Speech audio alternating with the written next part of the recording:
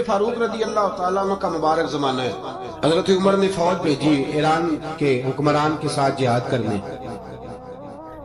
ایران کے بادشاہ نے 2 عیسائی جاسوس بھیجے. کہنے لگا ذرا پتہ تو کرو مسلمانوں کا رات کا طریقہ کیا ہے, میں صف بندی کراتا ہوں. وہ ساری رات صف بندی کراتا رہا. 2 جاسوس آئے مسلمانوں کی معلومات کرنے.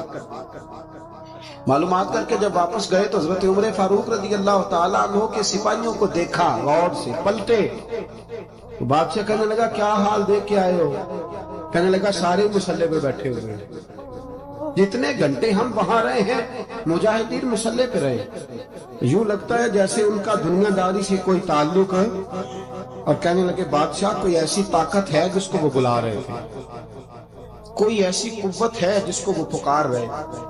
ہمیں بھی وہاں کھڑے ہو کے محسوس ہوتا تھا کہ ہاں کوئی ہے جو آ جائے گا ان کی مدد کے لیے, کوئی ہے جو پہنچے گا ان کی مدد کرے گا.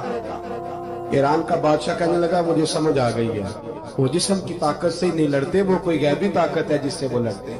بھائی وہ غیبی طاقت بھی تو ہمارے پاس ہم نے ناراض کر لی ہے نا, وہ بھی تو نہیں نا. مسجد کا رخ بھی تو کوئی نہیں. اور میں نے پچھلے جمعے بھی کہا تھا, پھر کہتا ہوں, وہن ہو گیا امت کو. نبی پاک نے فرمایا امت کو وہ کیا ہے, دنیا سے محبت ہو گئی ہے, موت سے کراہت ہو گئی, وہن ہے. صحابہ کرام کو موت سے بڑا پیار تھا, موت سے بڑی محبت کر. ہماری طرح نہیں, وہ کہتے تھے مریں گے تو منو مٹی تو وہاں ٹھیک ہے, عذاب قبر حق ہے. لیکن میں کہا کرتا ہوں سالوں کے بعد جو پردیس سے ماں کے پاس آئے, ماں اسے عذاب نہیں دیتی, اس کا ماتھا چوما کرتی ہے. اور بھائی جو رب کریم کی بارگاہ میں جائے گا تیرا کیا خیال ہے, کل سڑ جائے گا؟ مدینے والے حبیب نے فرمایا قبر المومن روضۃ من ریاض الجنہ. فرمایا میرا مومن جب قبر میں جاتا ہے تو اللہ جنت کے سارے دروازے کھول دیتا ہے, وہ تو اللہ کی رحمت میں پہنچتا ہے. کون کہتا ہے مومن مر گئے, وہ تو قید سے چھوٹے اپنے گھر گئے. کون کہتا ہے قبر میں عذاب ہے تو صرف عذاب ہی ہے, ہاں مجرم کو سزا ملے گی. لیکن مومن ہمیشہ جہنم میں, وہ بالآخر جنت میں جائے گا, بالآخر جنت میں جائے گا. اور کسی درویش نے بات کی, وہ کر کے چلے گئے, پر کمال ہی کر گئے. کہنے لگے دوزخ میں میں تو کیا, میرا سایہ نہ جائے گا, کیونکہ رسول پاک سے دیکھا نہ جائے گا. نبی پاک سید عالم علیہ السلام کے غلام تو دیکھو نا, ساری زندگی عمر فاروق بخاری پڑھو تو صحیح, ساری زندگی عمر ہر نماز کے بعد کہتے تھے اللہ مرزقنا شہادت فی سبیلک, اللہ بسترے پہ موت نہ دینا, موت مجھے شہادت کی دے. حضرت سیدنا مولا علی شیر خدا کرم اللہ تعالیٰ وجہ الکریم ساری زندگی کہتے رہے اللہ علی نے میدان میں عمر گزاری ہے, اسے شہادت کی موت عطا فرما. او بھائی یہ تو شہادتیں مانگنے والے. حضرت امام حسین میدان کربلا میں کھڑے تھے, شمر کہنے لگا حسین تیری چاروں جانب موت ہے.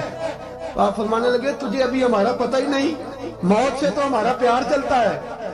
اور فرمایا یہ شہادت تو ہمارا پیچھا کرتی ہے, پہنچ جاتی ہے جہاں ہم ہوتے ہیں. موت سے ڈر آ رہا ہے, مسلمان کا مرنے کو دل نہیں کرتا, ورنہ وہ اتنی بڑی کوٹھی میں کون رہے گا.